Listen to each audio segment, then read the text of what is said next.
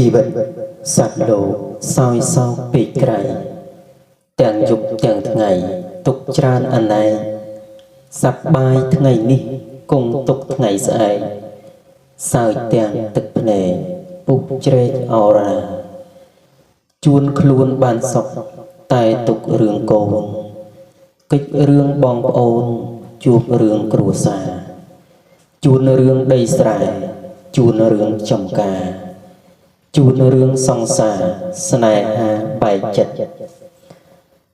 អ្នកខ្លះជួបរឿងក្រខ្សត់អត់ឃ្លានឈឺថ្កាត់ពុំមានប្រកាសញាតិមិត្តម៉ែឪក៏ចាស់ជរាដោយពិតរស់ទាល់គំនិតគិតចាំថ្ងៃខ្សែអ្នកខ្លះមានទ្រព្យតែជាប់ដោយភ័យជីវិតឥតន័យភ័យរាល់ជប់ថ្ងៃ